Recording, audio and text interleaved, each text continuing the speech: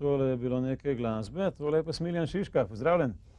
Lep večer. Smiljan, naši gledalci se te še spomnijo, ker se je pred kratkim že enkrat se pojavil v naši oddaji, da samo spomniva tiste, ki so že malo pozabili. Začel si, praviš, hoditi na vzhod že kar v 70-ih letih, ne? Ja, takrat, ko je bil ta glavni naval. Aha. Praviš, v glavnem bolj na štop, bolj malo z vlaki in tako dalje? Dvakrat sem šel na štop v obe smeri, tako da sem se potrdil kot pravi popotnik, potem sem pa že počasi začel se z avtobusi voziti in seveda zdaj pa sem še z avionom. Takrat je funkcioniral še Magic Bus, ne? Seveda, Magic Bus je bil absolutno number one. Kaj pa je sploh to bilo? Velikokrat je vozil, torej to je bila redna linija iz Katmanduja do Londona. Magic Bus, to je bil ta double decker angleški in so bili znameniti šoferji, kot je bil Peter. In zanimivost tega Magic Busa je bila ta namreč, da sem enkrat štopil v Amsterdam pač tam in na Ljubelju se pripeljem in mene Magic Bus. In seveda štopam in jasno Magic Bus je ustavil. Ja? Tako da sem se peljal sicer ne v Indijo, ampak v Amsterdam. In smo potem tam živeli 14 dni na tem avtobusu in lahko rečem, da je pravzaprav cel svet se je tam dogajal. Ljudje so prihajali z vzhoda, odhajali na vzhod.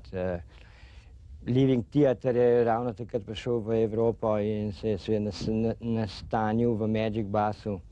Pa se je tudi spalo v tem basu?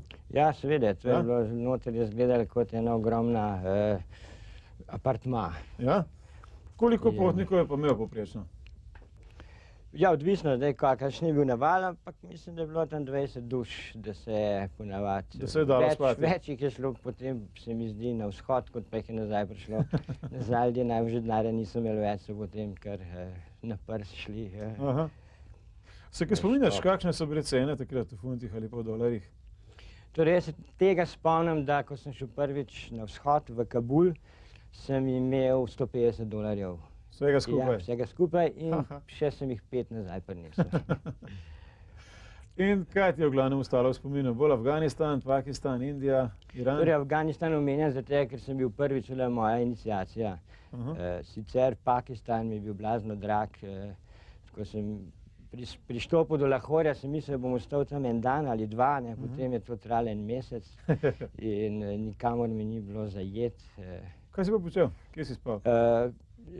Bilo zanimivo, sem pač našel en hotel in ko sem prišel do recepcije, sem pokazal svoj potni list, jugoslovanski še takrat, in za šankom je stal en tak brkat Pakistanc in zagleda tisti potni list in zarjave, PM, Jugosloveniji, prav, ja, Jugoslavija, znam dobro jugoslovenski, 2 leti bil je Sremska Mitrovica, je pa klavir špilov, ki je neki švercen, so ga tam ujeli. Kaj pa švercer? Ja, tisto, kar pač ima Pakistan, izvozno robo, ja. V tistih časih sem da celo še uradno lahko kupil hašiš v trgovinah, ne? To je zanimivo, ja, še posebej Katmandu, pa Nepal je imel to, svobodno, Indija tudi, ja. In se spomnim teh prostorov, kadilnic, tako imenovanih, zelo zanimivi prostori, namreč zunaj bila zima, bil je mraz in ko sem stopil v tisti prostor, noter v sredini bila pečka, okoli pečke so sedeli možakarji in zraven pečke je bila ogromna vodna pipa in tam se je kadilo, tako da sploh ti ni bilo treba nič kaditi, si samo noč stopil, ker je bil tako gost dim, se je te takoj prijelo. In so pač možakarji posedali tam lepo in tolkali svoje večere. V 70-ih, 80-ih letih so krožile legende, sigurno tudi ti poznaš kakšno, morda ti kaj veš, če je kakšna resnična ali ne. Slišal sem recimo, da je nekdo na svoj lastni naslov v Sloveniji poslal cel liter hašiševega olja in ga potem prinakadil, ne da bi mu ga zaplenili. Je to res, kaj misliš? Ja, to se dogaja, seveda so. Zelo zanimivo je bilo recimo ta meja, ne pakistanska, iranska meja iz Irana v Turčijo, si namreč obvezno moral iti skozi nek hodnik in na obeh straneh tega hodnika so bile blazne izložbe in v teh izložbah je bilo na tisoče variant, kako so ljudje pa švercali hašiš in kako so jih dobili seveda, in čevelj in kufr in to in uno, Tako da vsakdo, ki je imel tisto svojo varianto, ne, potem tam tudi seveda takoj videl, ne, da so tudi že dobili, ne, in so še v boljši verziji. To je bil tak psihološki moment za Mi smo bili tam s kombijem pred 20 leti, pa smo prav mali muzej je bil, tako kot ti praviš, tam na meji. Tistih, ki so jih odkrili, da so kaj poskušali prinesti. Kazni pa niso bile tako mile, ne, v Iranu?